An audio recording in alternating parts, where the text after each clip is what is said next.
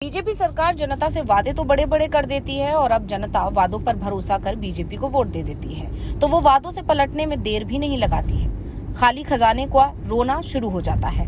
लेकिन मध्य प्रदेश में तो कुछ और ही हालात दिखाई दे रहे हैं। सरकार ने जनता से जो वादे किए थे उन्हें तो पूरा नहीं किया, उल्टा प्रदेश में कर्ज का बोझ बढ़ा दिया है। सरकार का रोज का खर्च ही अब कर्ज पर चल रहा है। पिछले साल जब मध्य प्रदेश में विधानसभा के चुनाव हुए थे तो उस समय के सीएम शिवराज सिंह चौहान चुनावी रैलियों में वादा करते थे, हमारी सरकार बनेगी तो लाडली बहना योजना में मिलने वाली रकम जो 1250 है उसे बढ़ाकर 3000 किया जाएगा। लेकिन मोहन यादव की सरकार में तो यही सवाल पूछा जाता है कि अगले महीने 1250 आएंगे या फिर ये योजना बंद हो जाएगी, क्योंकि एमपी की बीजेपी की सरकार से लगातार खाली खजाने की बात कही जा रही है। तो दूसरी तरफ कांग्रेस मोहन यादव की सरकार को घेरते हुए दावा कर रही है कि अगर सरकार चल नहीं रही है तो इस्तीफा दे देना चाहिए।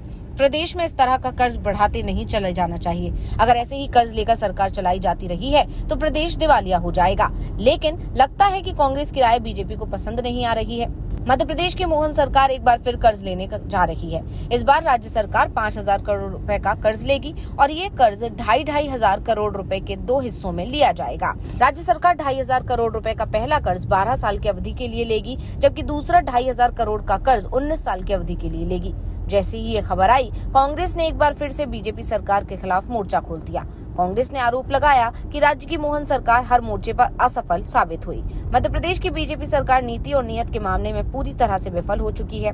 जो धारणा है कि कर्ज लेकर घी पीना वो काम कर रही है। मध्य प्रदेश में न युवाओं को रोजगार है न गरीबी पिछले 20 सालों से दूर हुई है। पिछले महीने ही राज्य सरकार ने 5000 करोड़ रुपए का कर्ज लिया था। अब इस महीने भी कर्ज लेने पर कांग्रेस बीजेपी सरकार पर हमलावर नजर आई। एक रिपोर्ट के मुताबिक मध्य प्रदेश सरकार अब तक कुल 3,95,000 करोड़ का कर्ज ले चुकी है। सरकार का दावा है कि इस कर्ज का प्रमुख उद्देश्य राज्य की विकास योजनाओं को गति देना और सामाजिक कल्याण योजनाओं को जारी रखना है। वहीं चुनौती ये है कि राज्य सरकार को प्रदेश के विकास कार्यों और विभिन्न कल्याणकारी योजनाओं को सुचारू रूप से चलाना है। लेकिन सवाल ये उठ रहे हैं कि जिस तेजी से प्रदेश सरकार कर्ज ले रही है उससे योजनाओं को मिलने वाला धन धीरे धीरे कम होने की संभावना दिख रही है, क्योंकि सरकार के बजट का बड़ा हिस्सा तो कर्ज और कर्ज का ब्याज चुकाने में ही चला जाएगा।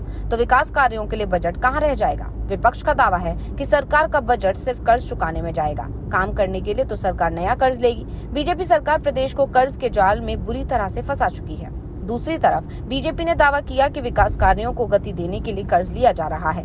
बीजेपी नेता अजय कुमार यादव ने कहा कि एक कांग्रेस का शासन था जहां मंत्रालय को भ्रष्टाचार का अड्डा बना लिया था और केवल भ्रष्टाचार के लिए कर्ज लेते थे। भारतीय जनता पार्टी की सरकार में लगातार कर्ज के माध्यम से प्रदेश की उन्नति और तरक्की हो रही है।